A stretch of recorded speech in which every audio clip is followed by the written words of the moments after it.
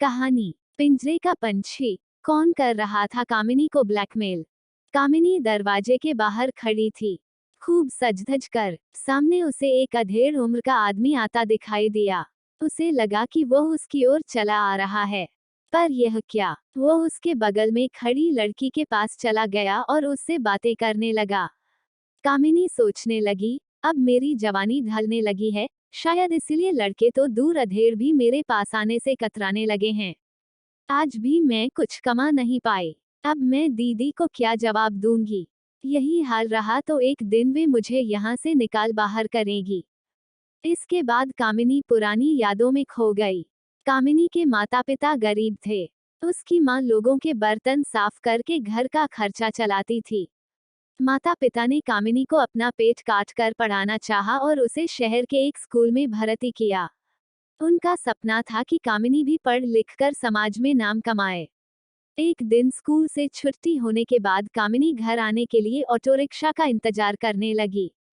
तभी उसके सामने एक कार आकर रुकी। उस कार से एक अधेड़ आदमी बाहर आया। वो कामिनी से बोला, बेटी, यहाँ क्यों खड़ी हो? मुझे घर जाना है। मैं ऑटो रिक्शा का इंतजार कर रही हूँ। बेटी, तुम्हारा घर कहाँ है? वो आदमी बोला, देवनगर। कामिनी बोली, मुझे भी देवनगर जाना है। हमारे साथ कार में बैठ जाओ। उस आदमी की बात सुनकर कामिनी उसकी कार में बैठ गई। कार में दो आदमी और भी बैठे थे। कार को दूसरी तरफ अनजानी जगह पर जाते देख कामिनी हैरानी से बोली, अंकल, आप कह रहे थे कि आपको देवनगर जाना है, पर आप तो। बेटी, मुझे जरूरी काम याद आ गया। मैं किसी दोस्त से मिलने जा रहा हूँ। तुम्हें ये लोग तुम्हारे घर छोड़ देंगे। कामिनी की बात पूरी होने से पहले ही वह आदमी बोला। कार आगे दौड़ने लगी। कार को दूसरी दिशा में जाते देख कामिनी बोली, अंकल, ये तो देवनगर जाने का रास्ता नहीं है। आप मुझे कहाँ ले जा रहे हैं? बेटी, हम तुम्हें तुम्हारे घर छोड़ देंगे। उससे पहले हम तुमसे एक बात करना चाहते हैं। हम कोई गैर नहीं हैं। हम तुम्हें और तुम्हारे माता पिता को अच्छी तरह से जानते हैं। एक दिन हमने तुम्हें अपनी सहेली से कहते सुना था कि तुम हीरोइन बनना चाहती हो। तुम चाहो तो हम तुम्हें किसी फिल्म में हीरोइन का रोल दिला देंगे। तब दुनिया भर में तुम्हारा नाम होगा। तुम्हारे पास इतनी दौलत हो जाएगी कि तुम अपने माँ बाप के सारे सपने पूरे कर सकोगी। हीरोइन बनने के बाद तुम अपने माता पिता से मिलने जाओगी, तो सोचो कि वे कितने खुश होंगे। कुछ दिनों के बाद तुम्हें फिल्म में रोल मिल जाएगा, तब तक तुम्हें अपने माता पिता से दूर रहना होगा। कामिनी की आंखों में हीरोइन बनने का सपना तैरने लगा। वह ख्वाब देखने लगी कि उसे बड़े बैनर की फिल्म मिल गई है। पत्र पत्रिकाओं और टेलीविजन के खबरिया चैनलों में उसके नाम की चर्चा हो रही है। समाज में उसके माता पिता की इज्जत बढ़ गई है। उसके पुराने मकान की जगह पर अब आलीशान कोठी है। सब उसी में रह रहे हैं। बेटी, क्या सोच रही हो? उस आदमी के सवाल ने कामिनी का ध्यान भंग किया। अंकल, मैं फिल्म में हीरोइन बनने को तैयार हूँ, कामिनी ने कहा। 2-3 घंटे के सफर के बाद वह कार शहर से दूर एक इलाके में पहुंच गई। कामिनी को इस जगह के बारे में पता नहीं था। कार से उतरकर वे दोनों आदमी कामिनी को लेकर एक मकान में गए। दरवाजे पर खटखट करने पर एक मोटी औरत बाहर आई। वहां आसपास खड़ी लड़कियां उसे दीदी कहकर पुकार रही थीं। उन आदमियों को देखकर वह औरत बोली, ले आए तुम नई को। बेटी, तुम्हें कुछ दिन यहीं रहना है। उसके बाद हम तुम्हें फिल्म बनाने वाले के पास ले चलेंगे, एक आदमी ने कहा और वे दोनों वहां से चले गए। दीदी ने कामिनी के रहने का इंतजाम एक अलग कमरे में कर दिया। वहां सुख सुविधाएं तो सभी थीं, पर कामिनी को वहां का माहौल घुटन भरा लगा।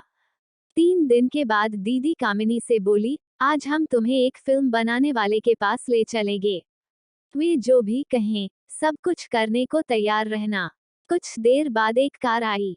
उसमें 2 आदमी बैठे थे। दीदी के कहने पर कामिनी उस कार में बैठ गई। 1 घंटे के सफर के बाद वह एक आलीशान कोठी में पहुंच गई। वहां वे आदमी उसे एक कमरे में ले गए। उस कमरे में एक आदमी बैठा था। उसे वहां के लोग सेठ जी कह रहे थे। कामिनी को उस कमरे में छोड़ वे दोनों आदमी बाहर निकले। जाते समय उनमें से एक ने कामिनी से कहा, ये सेठ जी ही तुम्हारे लिए फिल्म बनाने वाले हैं। सेठ जी ने कामिनी को कुर्सी पर बिठाया। इंटरव्यू लेने का दिखावा करते हुए वे कामिनी से कुछ सवाल पूछने लगे। इसी बीच एक आदमी शरबत के 2 गिलास लेकर वहां आया।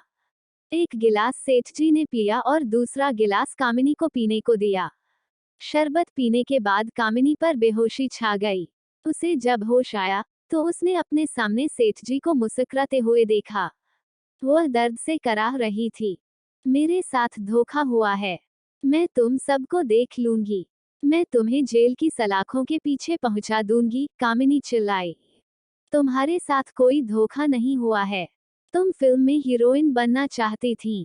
लो, देख लो अपनी फिल्म, कहकर सेठ जी ने कंप्यूटर में सीडी डालकर उसे दिखा दी। सीडी को देखकर कामिनी सन रह गई। उस फिल्म में सेठ जी उसकी इज्जत के साथ खेलते दिखाई दिए। वैसे तो यह फिल्म हम किसी को नहीं दिखाएंगे। अगर तुमने हमारी शिकायत पुलिस से की, तो हम इसे सारी दुनिया में पहुंचा देंगे, कंप्यूटर बंद करते हुए सेठ जी बोले। कामिनी को इस घटना से सदमा पहुंच गया। वह बेहोश हो गई। कुछ देर बाद वे दोनों आदमी कामिनी को कार में बैठाकर दीदी के पास ले गए।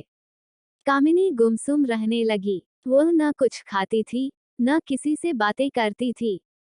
एक दिन दीदी कामिनी के कमरे में आकर बोली, देखो, यहाँ जो भी लड़की आती है, वह अपनी इच्छा से नहीं आती। वह कुछ दिनों तक तेरी तरह गुमसुम रहती है, बाद में खुद को संभाल लेती है। इस दलदल में जो एक बार पहुंच गई, वह चाह कर भी वापस नहीं जा सकती। अगर तुम यहाँ से चली भी गई, तो तुम्हारा समाज तुम्हें फिर से नहीं अपनाएगा, इसलिए तुम्हारी भलाई इसी में है कि तुम अब यहीं के समाज में रहने का मन बनाओ। धीरे धीरे सब ठीक हो जाएगा। दूसरे दिन दीदी ने कामिनी को कार में बिठाकर दूसरे आदमी के पास भेजा। अब वह इसी तरह कामिनी को इधर उधर भेजने लगी। एक दिन दीदी ने कामिनी से कहा, तुझे इधर उधर जाते हुए काफी समय हो गया है। अब मैं तुझे एक नया काम सिखाऊंगी। नया काम? मतलब? कामिनी चौंकते हुए बोली, मतलब यह है कि अब तुझे किसी सेठ के पास नहीं जाना है। तुझे यही दुकान में रहकर ग्राहकों को अपनी ओर खींचना है। किस दुकान में? यहीं। लेकिन ये तो मकान है, दुकान कहाँ है? यही मकान तुम्हारे धंधे की दुकान है। जैसे शोरूम में अलग अलग डिजाइन के कपड़े सजा कर रखे रहते हैं, वैसे ही तुम्हें यहाँ सज-धज कर आधे कपड़ों में रहना है। तुम्हें कुछ नहीं करना है। बस, यहाँ से गुजरने वाले मर्दों को ललचाई नजरों से देखना है। दीदी के समझाने पर कामिनी सोचने लगी, यहाँ रहने वाली सभी लड़कियां इस शोरूम की चीजें हैं। शोरूम में रखी चीजों को ग्राहक देखकर पसंद करता है। खरीदने के बाद वे चीजें उसी की हो जाती हैं। ग्राहक उस चीज की इज्जत करता है। हम जिस्म के सौदे की वे चीजें हैं, जिन्हें ग्राहक कुछ देर के लिए खरीद कर मजा लेकर चला जाता है। वासना के भूखे दरिंदे हमारे पास आकर अपनी भूख मिटाते हैं। हम भी चाहते हैं कि हमारा दिल किसी के लिए धड़के, वो एक हो, वो हम पर मर मिटने को तैयार हो। हम भी समाज के रिश्तों की डोर से बंधें। पिंजरे में बंद पंछी की तरह कामिनी का मन फड़फड़ा रहा था। एक दिन कामिनी ने सोच लिया कि वह इस दुनिया से बाहर आकर रहेगी। ज्यादा से ज्यादा इस कोशिश में उसकी जान चली जाएगी। जिस्म के शोरूम की चीज बने रहने से अच्छा है कि वह मौत को गले लगा ले।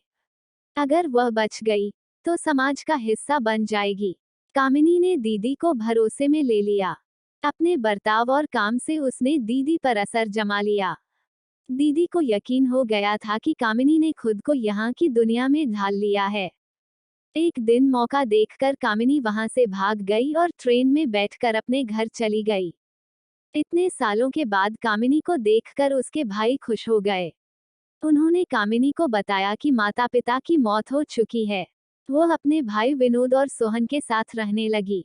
भाइयों को दुख न पहुंचे, ये सोचकर उसने अपने बीते दिनों के बारे में कुछ नहीं बताया। कामिनी का भाई विनोद एक कंपनी में काम करता था। उस कंपनी का मालिक रविंद्र नौजवान था। एक दिन वो विनोद के जन्मदिन की पार्टी में उसके घर आया। विनोद ने उससे कामिनी का परिचय कराया। उसे कामिनी पसंद आ गई। धीरे धीरे रविंद्र और कामिनी के बीच नजदीकियां बढ़ने लगीं। एक दिन दोनों ने प्रेम विवाह कर लिया। रविंद्र और कामिनी एक दूसरे को बहुत प्यार करते थे। शादी के बाद कामिनी रविंद्र के साथ शहर में किराए के मकान में रहने लगी। एक दिन रविंद्र की कंपनी में बैठक चल रही थी। रविंद्र को याद आया कि उसकी जरूरी फाइल तो घर पर ही रह गई है। रविंद्र ने सुपरवाइजर प्रदीप को वह फाइल लेने अपने घर भेज दिया। रविंद्र के घर पहुंचकर प्रदीप ने दरवाजे पर खटखट की। थोड़ी देर बाद कामिनी बाहर आ गई।